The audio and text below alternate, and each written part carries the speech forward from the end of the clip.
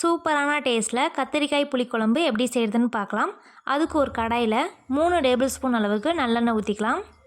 எண்ணெய் நல்லா காஞ்சதும் 1 டீஸ்பூன் அளவுக்கு கடுகு உளுந்தம் பருப்பு, 1/2 டீஸ்பூன் அளவுக்கு வெந்தயம், 1/2 டீஸ்பூன் அளவுக்கு சீரகம்.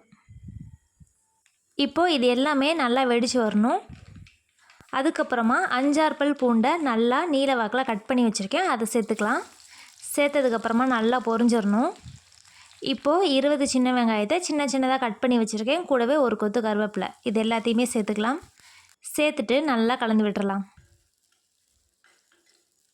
வெங்காயம் நல்லா வதங்கி வரணும், அப்போ தான் குழம்பு நல்லா டேஸ்ட்டாக இருக்கும்.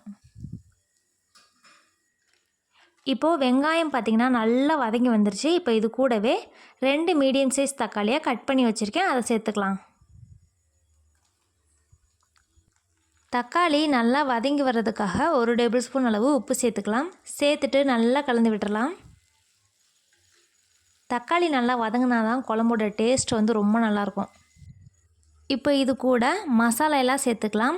1 டேபிள் ஸ்பூன் அளவுக்கு வீட்டில் அரைச்ச குழம்பு மிளகாய்த்தூள், 1 டீஸ்பூன் அளவுக்கு தனி மிளகாய்த்தூள், 1 டேபிள் ஸ்பூன் அளவுக்கு மல்லித்தூள். இப்போ இது எல்லாத்தையுமே சேர்த்துக்கலாம். அடுப்பு சிம்மில் வச்சுட்டு சேர்த்துக்கோங்க. சேர்த்துட்டு நல்லா மசாலாவோட நல்லா கலந்து விட்டுக்கலாம். கலந்து விட்டுட்டு 1 நிமிஷத்துக்கு மூடி போட்டு மூடி தக்காளி மசாலா எல்லாத்தையுமே பச்சை வாசனை போகிற அளவுக்கு வேக வச்சுக்கலாம். இப்போ பாருங்கள், நல்ல எண்ணெய் பிரிஞ்சு தக்காளியெல்லாம் சூப்பராக வெந்து வந்துருச்சு. இப்போது நம்ம கரண்டியை வச்சு லைட்டாக மசிச்சா போதும், தக்காளியெல்லாம் தொக்கு மாதிரி வந்துடும். பாருங்கள், இப்படி செய்கிறப்ப கிரேவி நல்லா நமக்கு திக்காக கிடைக்கும், அதுக்காக தான். இந்த குழம்புக்கு நான் 6 கத்திரிக்காய் எடுத்திருக்கேன். நல்லா பூச்சி இல்லாத கத்திரிக்காவை பார்த்து எடுத்துக்கோங்க. இந்த மாதிரி ஒரு கத்திரிக்காவை 4ஆக கட் பண்ணிக்கோங்க. கட் பண்ணிவிட்டு இப்போ குழம்புல சேர்த்துக்கலாம். சேர்த்துட்டு நல்லா கலந்து விட்டுறலாம். எண்ணெயிலே 1 நிமிஷத்துக்கு நல்லா வதக்கி விட்டுக்கோங்க.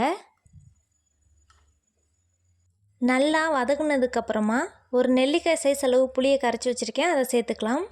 கூடவே 1 கப் அளவு தண்ணி சேர்த்துக்கலாம். ஆல்ரெடி நம்ம உப்பு சேர்த்தாச்சு, நீங்கள் தேவைன்னா எக்ஸ்ட்ரா கூட சேர்த்துக்கோங்க. சேர்த்துட்டு நல்லா கலந்து விட்டுறலாம். கலந்து விட்டுட்டு மூடி போட்டு மூடி ஒரு 7 நிமிஷம் நல்லா வேக வச்சுக்கலாம்.